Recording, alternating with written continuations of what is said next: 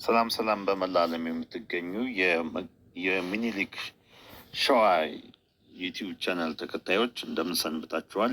ዛሬ ደግሞ ስለ አንድ ዝነኛ ዘፋኝ የህይወት ታሪክና ያደረገውን ሰርፕራይዝ በሚመለከት አንድ ጽሑፍ ይዤላችሁ ቀርቤያለሁ። ወደ እሱ አመራለሁ።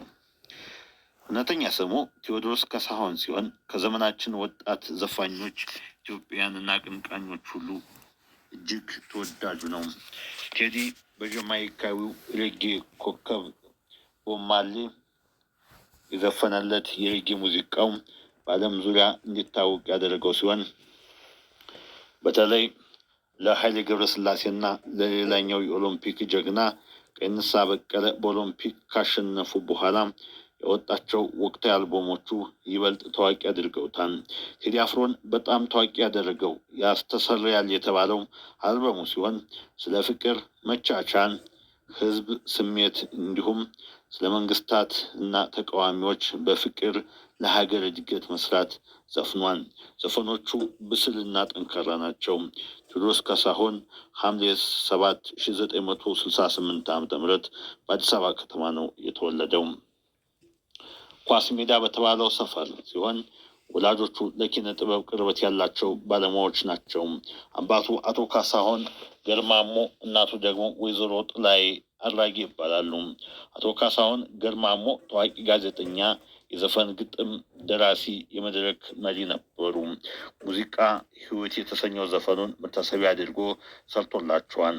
እናቱ ወይዘሮ ጥላይ ደግሞ ፕሮፌሽናል ዳንሰኛ ናቸው። በሙሉ ስሙ ቴዎድሮስ ካሳሁን ገርማሞ ተብሎ ቢጠራም የሚታወቀው ቴዲ አፍሮ በተሰኘው የመድረክ ስሙ ነው።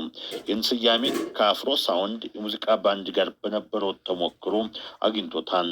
በሙዚቃ ሙያው ከ15 ዓመታት በላይ ልምድ አለው። ከድምፃዊነቱ በተጨማሪ የዘፈን ግጥምና የዜማ ደራሲ፣ ገጣሚ፣ ታሪክ አዋቂ፣ በጎ አድራጊና የሰብአዊ ተሟጋችም ነው። ወደ ሙዚቃው የገባው የ12ኛ ክፍል ትምህርቱን እንዳጠናቀቀ ሲሆን በልጅነቱ የሕክምና ዶክተር የመሆን ፍላጎት ነበረው። ከሙዚቃ መሳሪያዎች ኪቦርድን ከመጫወቱም በላይ የተለያዩ አክስቲክ የሙዚቃ መሳሪያዎችን በመጫወት በመድረክ ላይ ባንዶቹን አጅቦ የመስራት ልዩ ተሰጥኦ አለው። በአልበሞቹ ከፍተኛ ሽያጭ በማስመዝገብ በመላው ዓለም በርካታ ኮንሰርቶች በመስራት በሀገር ውስጥ በሚሰራቸው ኮንሰርቶች ከፍተኛ ታዳሚ በማግኘት እንዲሁም በሙዚቃ ኢንዱስትሪው ከፍተኛ ተከፋይ በመሆን ግንባር ቀደም ተጠቃሽ ነው። ትልልቅ ዓለም አቀፍ ሚዲያዎች የአፍሪካ ሬጌ ሙዚቃ ንጉስ እያሉ ያሞካሹታል።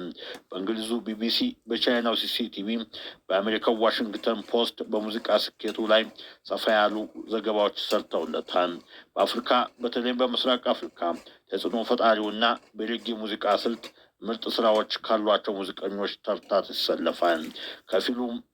ባለሙያ ጸሐፊና ተዋናይት አምለሰት ሙጬ ጋር ከፊልም ባለሙያ ጸሐፊ እና ተውኔት አምለሰት ሙጬ ጋር ትዳር ከመሰረተ 6 ዓመታት ተቆጥረዋል። ከዚህች የትዳር አጋሩ 2 ልጆች አፍርተዋል። በባለፈው ጊዜ ደግሞ አንድ ሴት ልጅ ደግመዋል። ከትዳር አጋሩ ጋር አምለሰት ሙጬ ለመጀመሪያ ጊዜ የተዋወቁት የሜካፕ አርቲስቱ ሆና በሰራችበት አጋጣሚ ሲሆን ከጋብቻው በፊት ያሰረላት የቃል ኪዳን ቀለበት 750 ሺህ ብር እንደሚያወጣ ተወስቷል። አምለሰት በወይዘሪት ኢትዮጵያ የቁንጅና ውድድር አሸናፊ የነበረች ሲሆን በአዲስ አድማስ ጋዜጣ ላይ የኮሌጅ ወጎችን በመጻፍም ታውቃለች። ይፈለጋል እና በሌሎች የአማርኛ ፊልሞች ላይ በመተወን ልምድ ያላትም ስትሆን ስለ ፍቅር የተባለ አስቂኝ የፍቅር ፊልም በመድረስ እና ፕሮዲውስ ያደረገችም ናት። በኒውዮርክ የፊልም አካዳሚ የተማረችው አምለሰት በአካባቢ ጥበቃ ላይ ያተኮረ ጥናታዊ ፊልም የሰራች ሲሆን በቀድሞ ፕሬዝዳንት ግርማ ወልደ ጊዮርጊስ ሕይወት ላይ ያጠነጠነ ዶክመንተሪ ፊልም እየሰራች መሆኑም በአንድ ወቅት ሲገለጽ ነበር። በሙዚቃ ስራዎቹ በተለይ በሰብአዊነት በአንድነትና በፍቅር ዙሪያ አተኩሮ በመስራትም ልዩ ከበሬታ ያተረፈ ሲሆን የሚሰራቸው ዘፈኖች፣ በሚጽፋቸው ድርሰቶች ከፍተኛ ምርምርና ጥናት እንደሚያደርግ ተወስቶለታል። በእያንዳንዱ የሙዚቃ አልበሙ ታሪክ ቀመስና ለታላላቅ ሰዎች መታሰቢያ በሆኑ የሙዚቃ ስራዎችም የሰራ ነው። አፄ ኃይለሥላሴ ለጃማይካው ሬጌ ኮከብ ቦብ ማርሌ፣ ለታዋቂዎቹ አትሌቶች ኃይሌ ገብረስላሴና ቀነኒሳ በቀለ፣ ለአፄ ምኒልክ ይጠቀሳሉ። ፍቅር ያሸንፋል በሚለው መርሁ ይታወቃል። ከሙዚቃው ባሻገር የግጥም መጽሐፍ ለህትመት ማብቃትም ችሏል። ሎሬት ጸጋዬ ገብረመድኅንን የልብ አድናቂ ሲሆን የሥነ ጽሑፍ ችሎታውን አስተሳሰቤን የቀየሩ ናቸው በማለት በአንድ ወቅት ምስክርነቱን ሰጥቷል።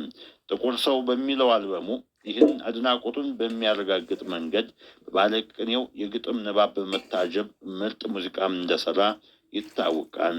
በአጠቃላይ 7 አልበሞችን በካሴት፣ በሲዲ፣ በቪዲዮ እና በቪሲዲ በመስራት ለገበያ አቅርቧል። በአልበሞቹ አሳታሚነት አብረውት ከሰሩ አሳታሚዎች ናሆም ሪከርድስ ዋናው ተጠቃሽ ሲሆንም ቫንጋዲ ፕሮዳክሽን እና ካዲካ ሪከርድስ ጋርም ያሳተማቸው አልበሞችም አሉት። የመጀመሪያው አልበሙ አቡጊዳ በሚል ርዕስ በ1993 ዓ.ም በናሆም ሪከርድስ የታተመው ነበር። ሁለተኛ አልበም ስራው ደግሞ 1996 ዓ.ም ላይ በቫንጋዲ ፕሮዳክሽን ለገበያ የበቃው ታሪክ ተሰራ ነው። ታሪክ ተሰራ በኢትዮጵያ የ10,000 ሜትር አትሌቶች የቡድን ስራ በመማረክ በአንድ ሌሊት ተሰርቶ በማግስቱ በኤፍኤም ሬዲዮ በመለቀቅ ከፍተኛ አድናቆት ያተረፈ ነጠላ ዜማ መሆኑ ይታወቃል። በ1997 ዓ.ም ላይ ሶስተኛው አልበም ያስተሰርያል በሚል ርዕስ በናሆም ሪከርድስ ለመታተም በቅቷል። ይህ አልበም በጥቂት ወራት 2 ለመታተም የበቃ ሲሆን ከሚሊዮን ቅጆች በላይ ተሰራጭቶ ክብረ ወሰን እንዳስመዘግብም ይገለጻል።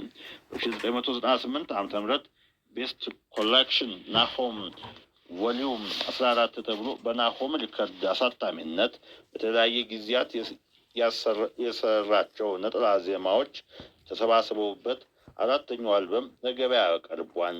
ሌላው ጥቁር ሰው በሚል በዲካ ሪከርድስ አሳታሚነት ለገበያ የቀረበ አልበሙ ነው።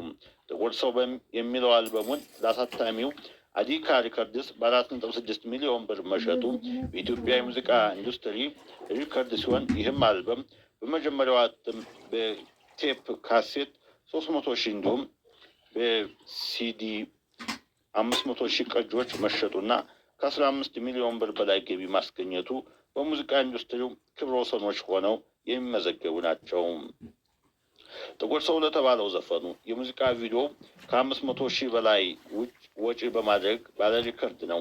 ጥቁር ሰው ያለውን የመጨረሻ አልበም ካወጣ 4 ዓመት ሲሆነው ይህ አልበም ለማስመረቅ በጊዮን ሆቴል ቀርቦ የነበረው ኮንሰርት በቅርቡ በአምባሰል አሳታሚነት ለገበያ እንደቀረበ ይታወቃል።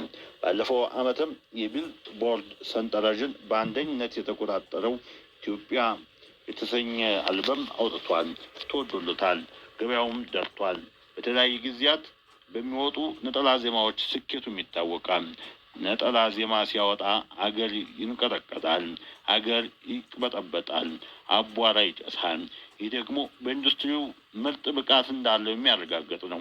እንደ ማስረጃ በተለያዩ ጊዜያት የተለቀቁ ነጠላ ዜማዎችን መጥቀስ ይቻላል። አቡጊዳ ከሚለው አልበም አቡጊዳ፣ ልጅነት አላት፣ ለማልማሽ እና ሞናሊዛ ያስተሰርያል ከተባለው አልበም በ9 ላምባዲና አላምን የሚታወሱ ናቸው። መንታ ወድጄ ያረጋል፣ ላሚቦራና ስደት የተባሉት ሌሎች 4 ነጠላ ዜማዎችም ከፍተኛ ተደማጭነት በማግኘት የተሳካላቸው ሲሆን የመጨረሻው አልበሙ ጥቁር ሰው ከመውጣቱ በፊት ደግሞ ሰላም፣ ፊዮና፣ ልረሳሽ አልቻልኩም፣ አባይ፣ ውዴ፣ አይደነግጥም ልቤና ትዝታ ይጠቀሳሉ። ከ5 በላይ ነጠላ ዜማዎች በአንድ ዘፋኝ እንዲህ በስተው በአንድ ሰሞን ሲሰራጩ የተለመደ ስላልነበር እነዚህ ነጠላ ዜማዎች ለመጀመሪያ ጊዜ በተሰሙበት ወቅት በከፍተኛ ደረጃ ያነጋገሩ ነበሩ።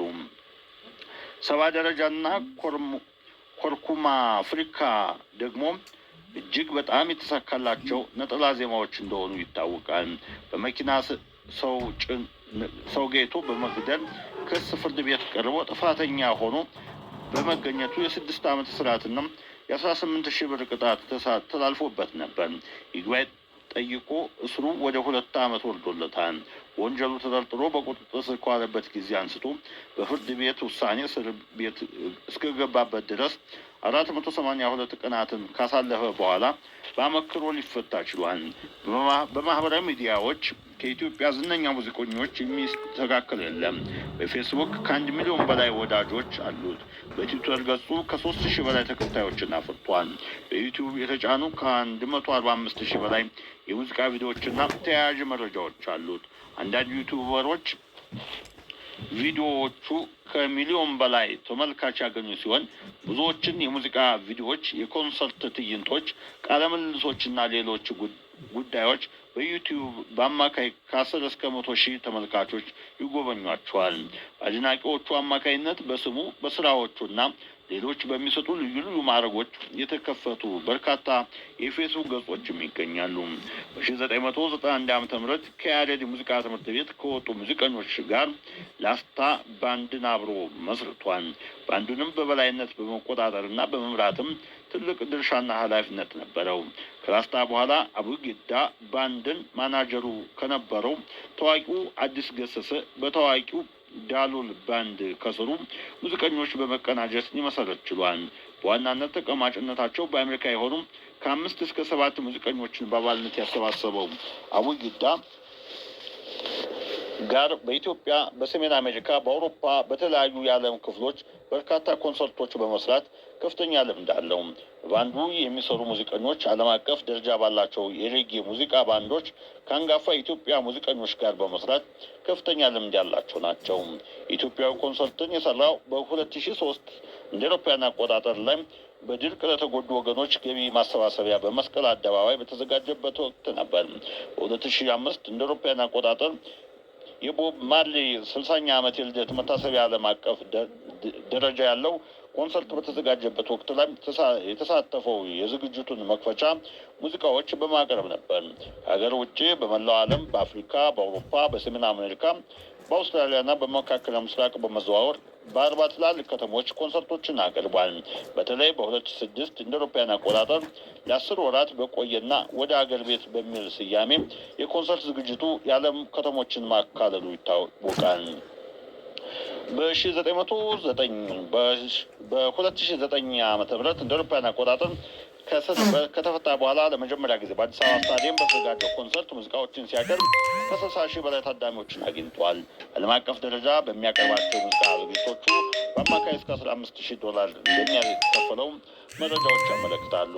የኔዘርላንድ ኩባንያ ሂኒከን ከሚያስተዳድረው በደሌ ቢራ ጋር በመሆን በመላ ሀገሪቱ በመዘዋወር የፍቅር ጉዞ በሚል ርዕስ ለሚያቀርባቸው ኮንሰርቶች 25 ሚሊዮን ብር ተመድቦ ሲሰራ ነበር። በኢንተርኔት በተካሄደው የተቃውሞ ዘመቻ ከ20,000 በላይ ሰዎች በተሰበሰቡበት ድምፅ ኮንሰርቶቹ ቢሰረዙም በውሉ መሰረት 4.5 ሚሊዮን ብር ተከፍሎታል። ጥላሁን ገሰሰና ቦብ ማርሊ ተምሳሌቶቹ ናቸው። በበጎ አድራጎት ስራዎቹም ይታወቃል። በድርቅ ለተጎዱ ወገኖች የገቢ ማሰባሰቢያ ኮንሰርት በመስራት ለአበበች ጎበና የህፃናት ማሳደጊያና ለአካል ጉዳተኞች ማህበራዊ ገንዘብ ድጋፍ በመስጠት እንዲሁም በሱዳን ታስሮ ለነበር ኤርትራዊ ዋስትና 700,000 ብር ለዋስትና በመክፈል የሰራቸው ተግባራቶች ይጠቀሳሉ። በኢትዮጵያ ሙዚቃ ታሪክ በህይወት እያለ መጽሐፍ የተዘጋጀለት ብቸኛው ድምፃዊም ነው። የቴዲ አፍሮ ታላቅነት ሚስጥር በሚል ርዕስ የህይወት ታሪኩን የሚዳስስ መጽሐፍ ያዘጋጀው አቤል ዘነበ የተባለ ጸሐፊ ሲሆን አብዮታዊ ሙዚቀኛ ተብሎ ይለታል። በካናዳ ሀገር በዊኒፔግ ከተማ የትውልዱ ተጽዕኖ ፈጣሪና አርአያ ለሆኑ ሰዎች የሚሰጠውን ሽልማት የወሰደው 40ኛ ዓመቱ ልደቱን ባከበረበት ዕለት ነበር። በ2016 የኮራ አዋርድ ላይ በምርጥ ዝነኛ ድምፃዊ ሌጀንደሪ አዋርድ ዘርፍ ታጭቶ እንደነበር ይታወሳል። በ2014 እንደ አውሮፓውያን አቆጣጠር ላይ ብራዚል ላስተናገደችው 20ኛው የዓለም ዋንጫ ዘፈን እንዲሰሩ በውድድሩ ዋና ስፖንሰር በኮካ ኮላ ኩባንያ ከተመረጡ ሙዚቀኞች አንዱ ነበር። ኢትዮጵያን ብቻ ሳይሆን አፍሪካንም በወከለ የሙዚቃ ስራውም ተደንቋል። ይህ አንጋፋና ዝነኛው ሙዚቀኛው ቴዎድሮስ ካሳሁን ከትዳር አጋሩ አምለሰት ሙጬ አራተኛ ልጁን በቅርበት ሊወልድ ይኸው እርግዝና ጊዜዋ ላይ ትገኛለች። ይህንንም ለሚስቱ ባለው አክብሮትና ፍቅር አርአያነት እርግዝናዋንም ምክንያት በማድረግ ሰርፕራይዝ አድርጓታል። ይህም ወደ ስንት